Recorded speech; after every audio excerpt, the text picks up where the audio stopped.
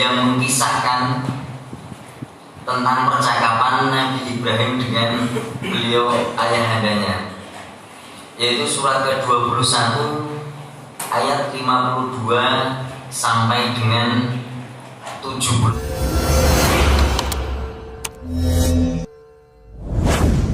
Dengan 73. A'udzu billahi minasyaitonir rajim. Bismillahirrahmanirrahim. Idh qala li abihi wa qaumihi ma hadhihi tamathilul lati antum laha 'akifun. Idh qala li abihi, ingatlah ketika dia Ibrahim berkata kepada ayahnya, wa qaumihi, dan kaumnya, ma hadhihi tamathilul lati antum laha 'akifun. Patung-patung apakah ini yang kamu tekun menyembahnya? Qalu, di ayat ke-53, qalu, mereka menjawab, wajadna aba'ana laha 'abidin. Soalnya kami mendapati nenek moyang kami menyembahnya. Sudah 40 tahun mereka menyembahnya, sehingga mereka tidak sadar. Bahkan ketika diingatkannya pun mereka masih tetap tidak sadar. Qalu ajitana bil haqqi am anta minal la'ibin. Kemudian mereka berkata, apakah engkau datang, apakah engkau, hai Ibrahim, engkau datang kepada kami membawa kebenaran, atau engkau hanya main-main? Qala bal rabbukum rabbus samawati wal ardi. Nabi Ibrahim menjawab, sebenarnya Tuhan kamu ialah Tuhan pemilik langit dan bumi. Alladzi fatarahunna wa ana 'ala dzalikum minasyahidin. Dialah yang telah menciptakannya dan aku termasuk orang yang dapat bersaksi atas itu. Wa tallahi la aqidanna asnamakum ba'da an tuwallu mudbirin. Dan demi Allah, sungguh aku akan melakukan tipu daya terhadap berhala-berhalamu setelah kamu pergi meninggalkannya.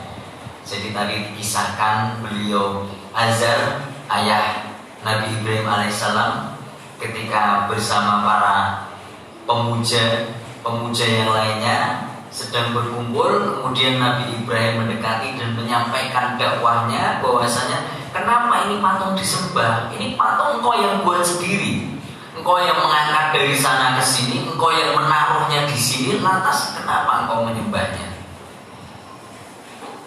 Karena tidak mendengarkan, maka Nabi Ibrahim alaihissalam berkata, wa tallahi la aqidanna asnamakum ba'da an tuwallu mudbirin. Dan demi Allah, sungguh aku akan melakukan tipu daya terhadap berhala-berhalamu setelah kamu pergi meninggalkannya. Kemudian Azar, beliau ayahanda Ibrahim, bersama para pemuja yang lainnya pergi meninggalkan Nabi Ibrahim. Kemudian Nabi Ibrahim, Allah berfirman di ayat ke-58, faja'alahum judadan illa kabiron. Maka dia Ibrahim menghancurkan berhala-berhala itu berkeping-keping, illa kabiron, kecuali yang terbesar, patung Raja Namrud. Lahum la'allahum ilaihi yarji'un, agar mereka kembali untuk bertanya kepadanya. Nabi Ibrahim alaihissalam, beliau kemudian mengambil kapak, menghancurkan semua patung-patung yang di awal-awal pintu kuil Babilonia, pintu masuk, dihancurkan. Patung yang kecil-kecil, mulai dewa api, dewa matahari, dewa semuanya, macam-macam, dihancurkan semuanya tanpa terkecuali. Ada yang dipotong tangannya, potong kepalanya, potong kakinya. Kemudian potongan-potongan ini ditaruh di bawah patung yang paling besar. Ini yang dimaksud dengan tipu daya beliau Nabi Ibrahim alaihissalam. Ditaruh di bawah yang besar, kemudian kapaknya dikalungkan pada leher patung Raja Namrud.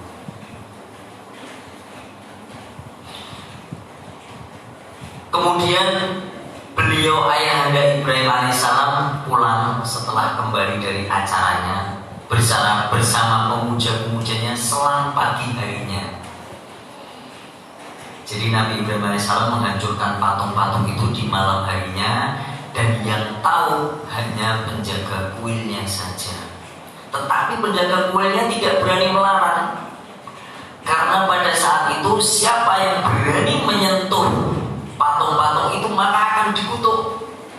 Entah terkena wabah penyakit, entah tangannya tahu-tahu gosong, entah semuanya ketakutan itu ada pada orang-orang pada zaman dahulu untuk menyentuh berhala-berhala patung-patung yang ada di kuil Babilonia. Tidak ada yang berani menyentuh, saking taatnya mereka pada Raja Namrud yang mereka anggap sebagai Tuhan. Pagi harinya beliau ayahanda Azar dan para pemuja yang lainnya pulang. Pagi harinya datang ke kuil Babilonia. Seperti hari biasa, mereka semua mau mengadakan persembahan. Tapi setelah melihat patung-patung yang hancur, kaget. Ini ada apa? Siapa yang berani berbuat seperti ini? Lantas dipanggilkannya penjaga kuil dan bercerita, ini kelakuan Ibrahim tadi malam, tapi saya tidak berani. Panggil Ibrahim sekarang. Dipanggillah Ibrahim, Nabi Ibrahim alaihissalam. Kemudian di ayat 59 Allah Subhanahu wa taala berfirman, qalu man fa'ala hadza bi alihatina innahu laminadh dhalimin. Mereka berkata, mereka ayahanda Nabi Ibrahim, Azar dan para pemuja lainnya, mereka berkata, qalu man fa'ala hadza bi alihatina. Mereka berkata, siapa yang melakukan perbuatan ini terhadap Tuhan-Tuhan kami, bi alihatina innahu laminadh dhalimin. Mereka mengatakan, sungguh ini orang yang dolim sekali, berani menyiksa Tuhan kita. Masih bisa berpikir seperti itu, Pak. Orang-orang pada saat itu begitu melihat Tuhannya dipotongi kakinya, masih bisa berpikir, ini yang berani berbuat seperti ini siapa? Kok berani nyiksa Tuhan kita? Bisa bayangkan nih, begitu jahilahnya orang-orang zaman dahulu. Bahkan ketika Tuhannya itu dihancurkan pun masih belum diberikan kesadaran. Naudzubillah min dzalik. Kemudian dipanggilkannya Nabi Ibrahim oleh si penjaga kuil. Kemudian ayahanda mereka berkata, si penjaga kuil berkata, qalu sami'na fatayyan guruhum yuqalu lahu Ibrahim. Ini kelakuan Ibrahim. Ibrahim semalam yang sudah melakukannya.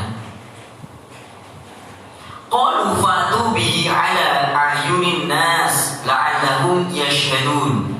Kalau begitu, panggil Ibrahim ke sini dan perlihatkan pada semua orang. Panggil semua orang juga ke sini, biar mereka lihat kelakuannya Ibrahim seperti ini.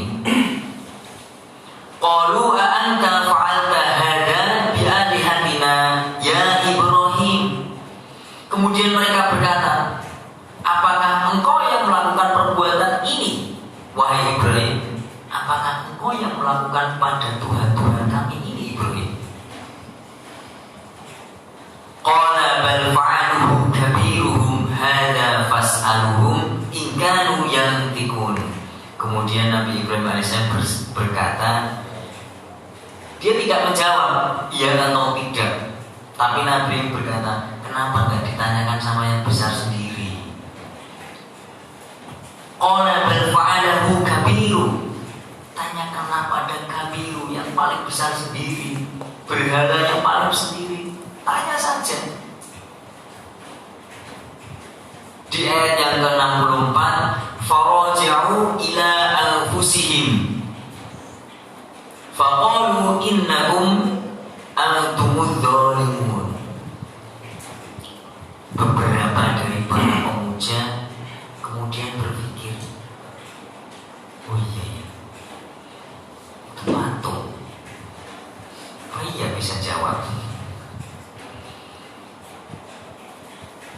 Kalau melakukan juga tidak mungkin.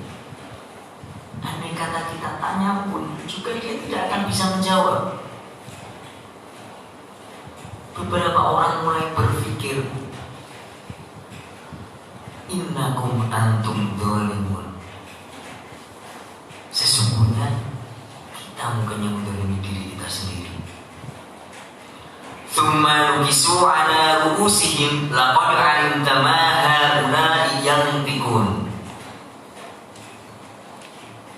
Kemudian mereka para pemuja itu menundukkan kepala dan berkata, hai Ibrahim, engkau pasti tahu bahwasanya berhala itu tidak dapat bicara. Di ayat yang ke-66, qala afata'buduna min dunillahi ma la yanfa'ukum syai'an. Dia Ibrahim berkata, mengapa kamu menyembah selain Allah sesuatu yang tidak dapat memberi manfaat sedikit pun, wala yadurrukum, dan tidak pula mendatangkan mudarat kepada kamu. Kenapa kamu nyembah patung itu? Tidak ada manfaatnya bagimu. Kenapa gak nyembah Allah yang sudah jelas menciptakan langit dan bumi, menciptakan kita semua? Ufil lakum wa lima ta'buduna min dunillah. Celakalah kamu dan apa yang kamu sembah selain Allah. Afala ta'qilun. Kata ini seringkali kita dengar. Afala ta'qilun. Tidakkah kalian mengerti? Tidakkah kita mau berpikir? Kadang banyak hal sekali hal yang terjadi di lingkungan kita yang tanpa kita sadari mengingatkan kita kepada Allah Subhanahu wa taala.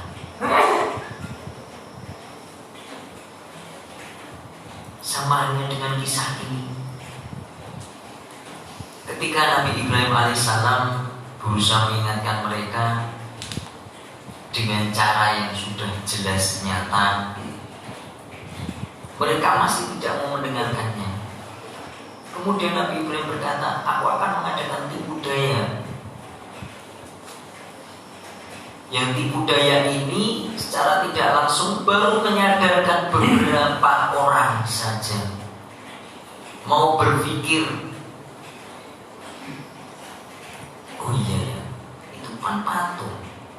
Patung yang tidak bisa bicara, patung yang memang sekiranya kita buat dengan tangan kita sendiri, lantas kenapa kita sembah? Yang sudah jelas pasti tidak ada manfaatnya dan banyak mudaratnya.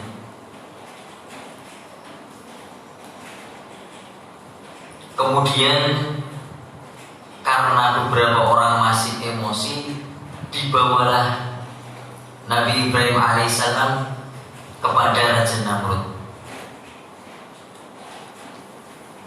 Dibawa kepada Raja Namrud. Kemudian Raja Namrud berkata, penjarakan Ibrahim. Dimasukkanlah penjara Nabi Ibrahim. Di malamnya beliau Raja Namrud berpikir, sekiranya apa yang bisa membunuh Nabi Ibrahim alaihissalam dengan pembunuh atau cara membunuh yang sangat menyiksa.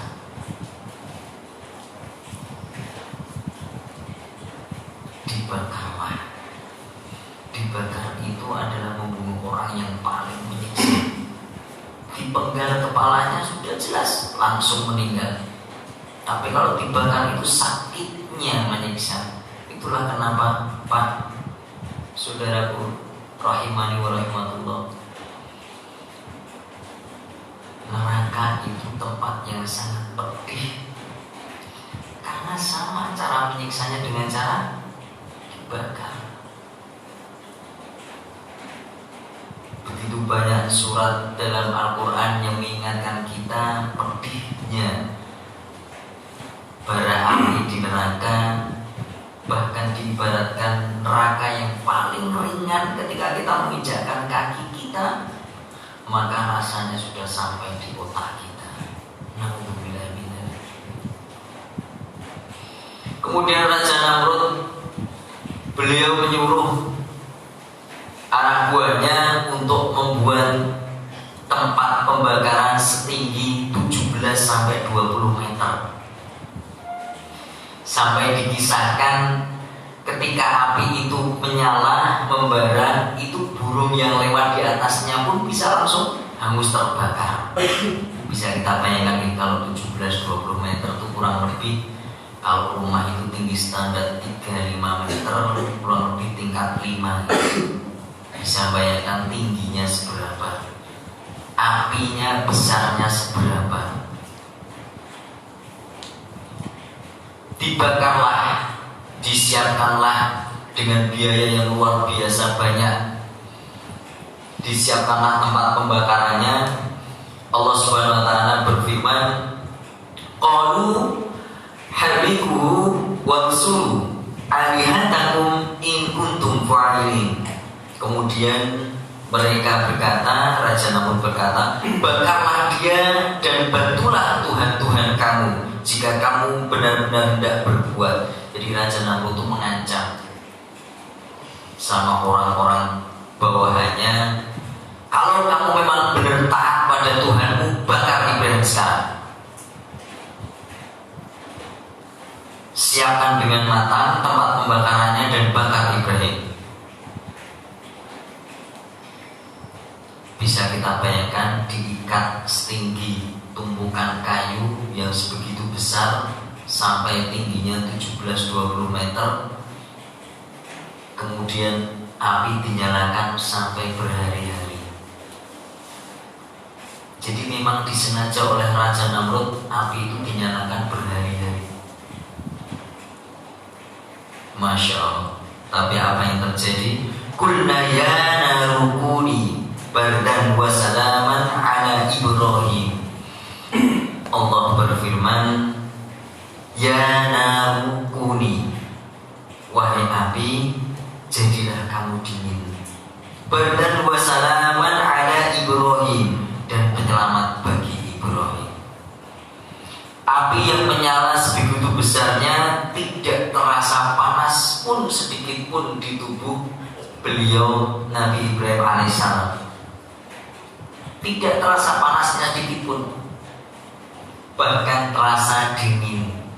Meskipun berhari-hari api menyala, tapi tetap terasa dingin. Wa aradu bihi kaidan faj'alnahumul akhsarin.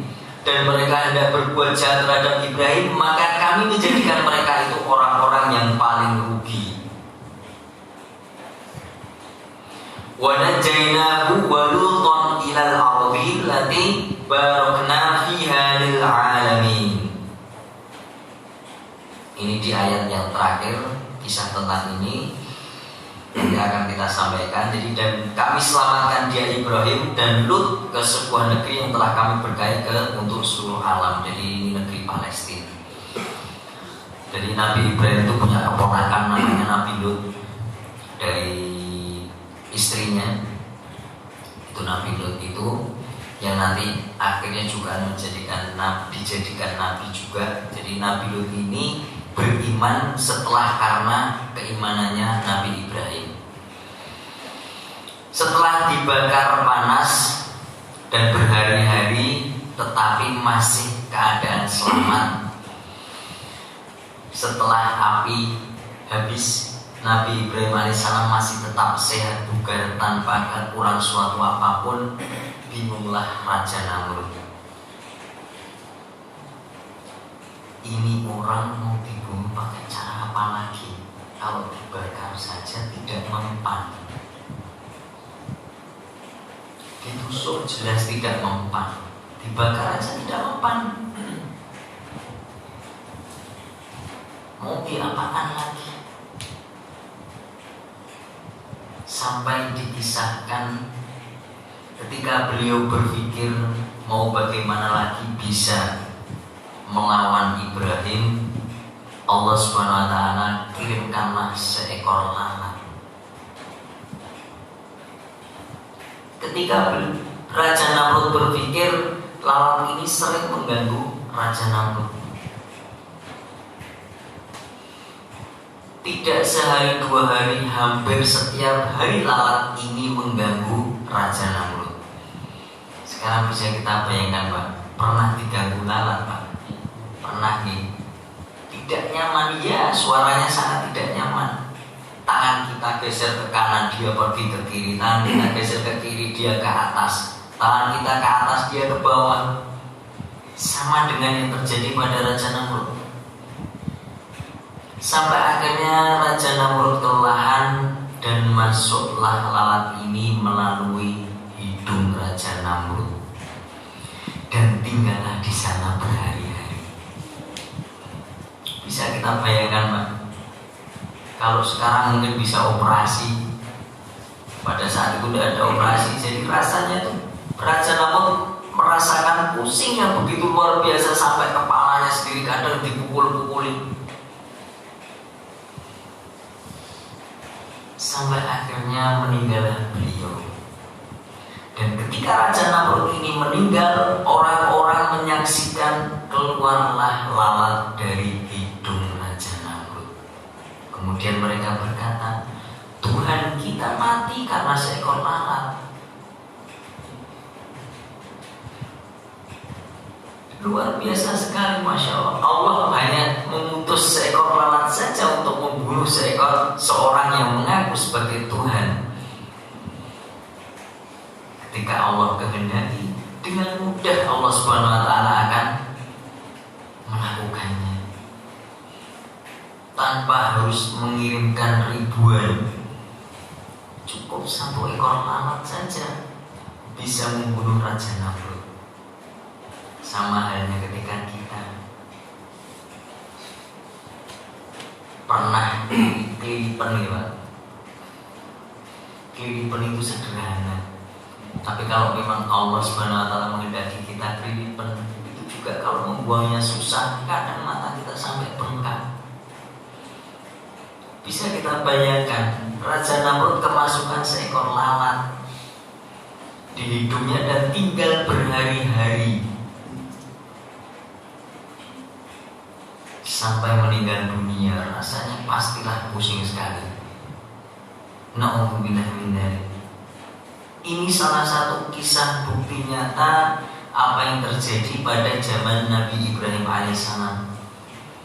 Setelah sepeninggalannya Raja Namrud, beliau Nabi Ibrahim alaihissalam bersama Lut yang waktu itu belum diangkat Nabi, tetapi sudah memiliki keimanan yang sama, karena Lut ini adalah keponakan dari Nabi Ibrahim alaihissalam, yang nanti insya Allah kita juga akan sampaikan ketika Allah Subhanahu wa Ta'ala mengirimkan 3 malaikat untuk menghancurkan kaum Sodom yang didakwai oleh Nabi Lut. Itu sebelum menghancurkan ini akan singgah dulu ke rumah Nabi Ibrahim alaihissalam.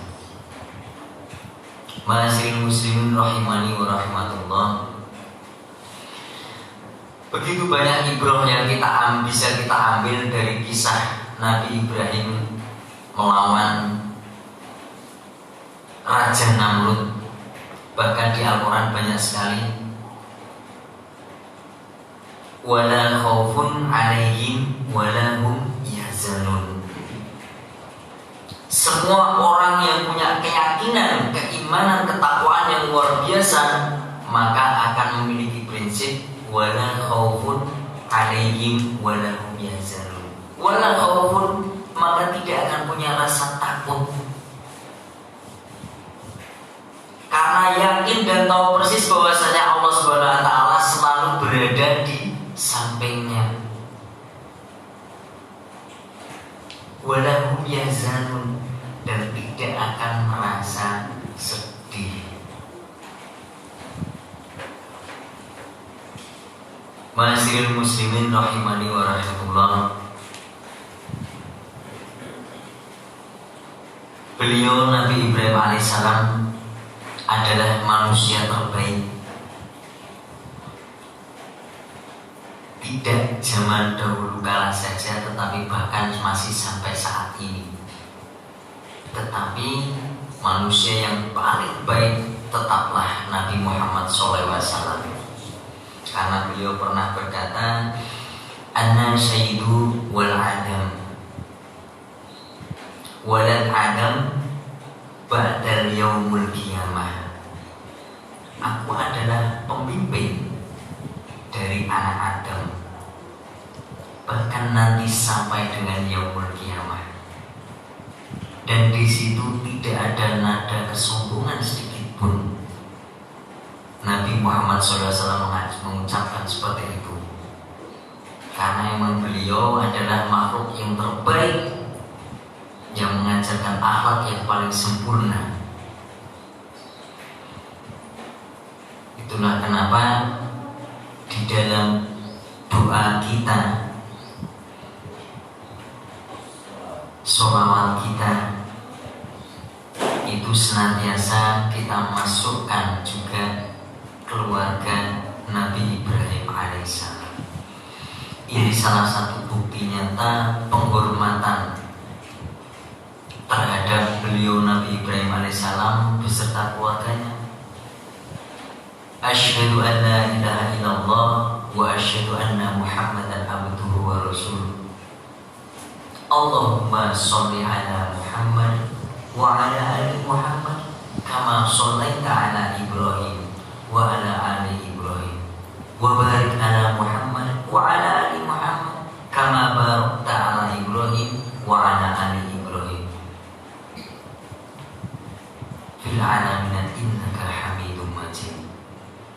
Barakallahu fikum wa aqulu qouli hadza wa astaghfirullahaladzim. Semoga dengan kisah sedikit ini bisa menambah keimanan kita.